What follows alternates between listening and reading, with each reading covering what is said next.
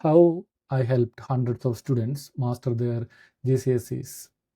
This is a complete guide for parents who wish to help their children to ace GCSE exams.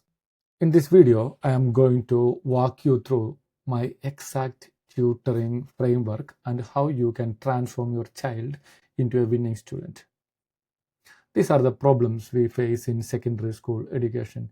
Teens lose their academic aim when they come to a new secondary school. It's a big school, so many students and so many external influences, and they can get exposed to different ideologies or ideas like, yeah, what is the point in studying?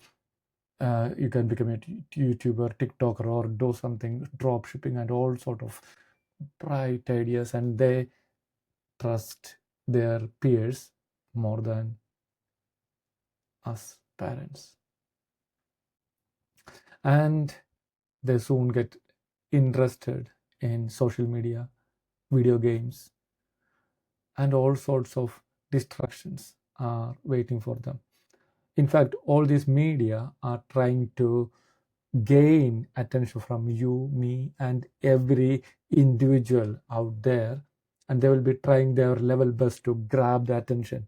And our students, our children, without realizing, they get trapped into the competition between companies and channels to grab us.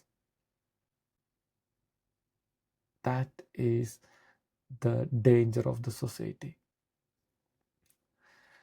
And with these two, parents will be having to chase children for studying and completing homework and all sort of things, and the friction starts mounting.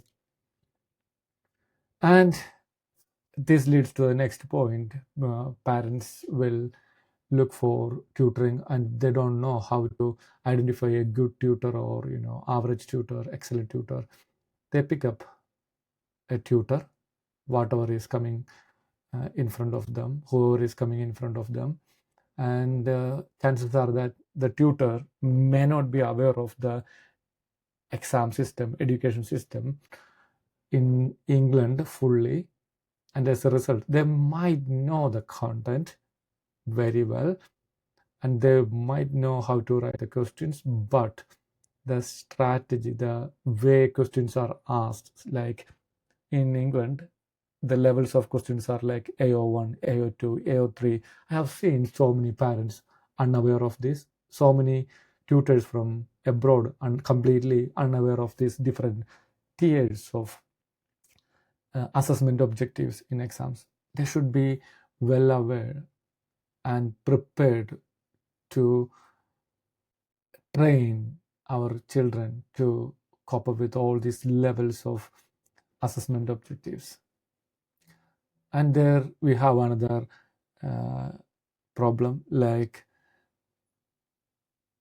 UK companies like Explore Learning. They are very good in getting students, and it's like children go there, they get lots of gecko points. Parents will have some meetings, progress brief and everything. I used to send my two children to Explore Learning, and they spent there 3-4 years, and I realized on paper everything is looking excellent, beautiful, but I doubted whether my children are making real learning progress. And I put my hands on it and stopped the tuition and started working myself on this issue. And there is another avenue as well, Kumon. It's an excellent program, but they are a little bit too repetitive. In primary classes, it might be useful, but when students go into secondary, the work becomes so repetitive and they are not teaching. It depends on each place, and most of the responsibility lies with the parents and students itself. So it can be slightly tricky, and most of the instances what I have seen is children getting bored of repetitive work. Now, what do we do? This, if you want a copy of this document to more to learn more about mastering GCSE, I'm sharing this in my free community. Click the link in the description to join my community. I'm sharing everything, and here are the 3 steps to overcome the problem in secondary education. Know that learning is not just in cognitive domain. Learning happens in 3 domains. Cognitive domain, whatever we learn using our brain, like knowledge, comprehension, application, analysis, all this goes there in cognitive domain. Affective domain is, if somebody says something and if you are not receiving, no, I don't want to listen to you, nothing goes into your brain. Heart blocks it. Prime example is children learn most from their peers. They get influenced by their friends more than you or any teacher, because they model somebody and they copy whatever they are doing. If you observe your children, you will see that the power of affective learning lying there. And psychomotor is, we work with our body. This body mind control is called psychomotor. This is super important. If you are training to be a dancer, singer, a surgeon, whatever, you need to implement your learning using your body, reflex movements. Number 2, realize just strategy is not enough to make your child successful. Many tutors work mostly on this domain called strategy.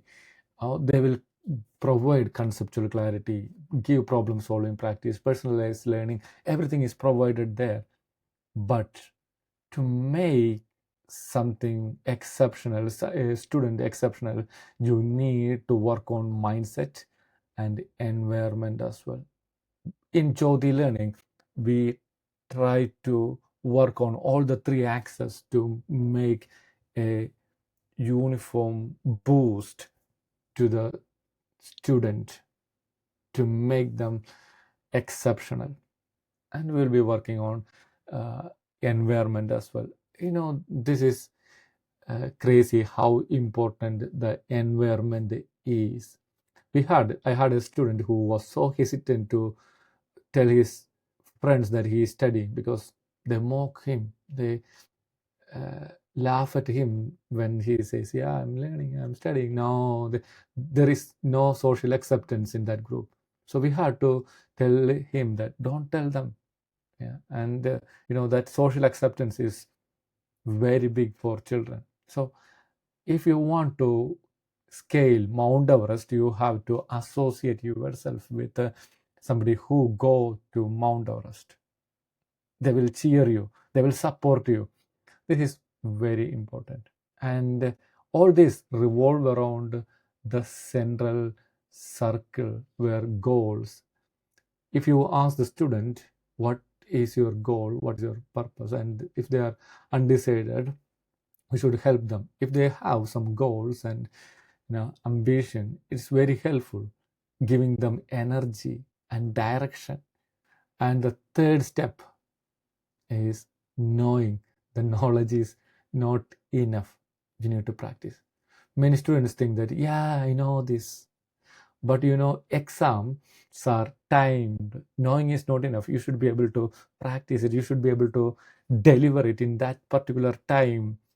And this is where we try to create muscle memory for the students by repeatedly exposing them for tests. So what we do is teach, test, and then see how much they are getting. We have set a target, internal target, as 80% is the pass mark. If we are not getting 80%, they have to redo the test. We teach them, we give them retest. And this is a loop. It circles. It goes into bigger and bigger circles. Practice. You have to practice. Exam is a staged performance. It needs practice and rehearsals, like any staged performance. Yeah, when we take our students through this method, we start seeing students start moving up in sets in school. In schools you have different sets. If anybody is unsure, please feel free to drop a comment and I can explain, or I can create another video about sets in school, and they are able to win competitions like math olympiad or chemistry olympiad, and this gives them that affective learning support which makes them love the subject once they hate it. That is the turnaround. Students start gaining confidence. Yes, even though I am not getting the top mark, they get confidence. Yes, I can do it.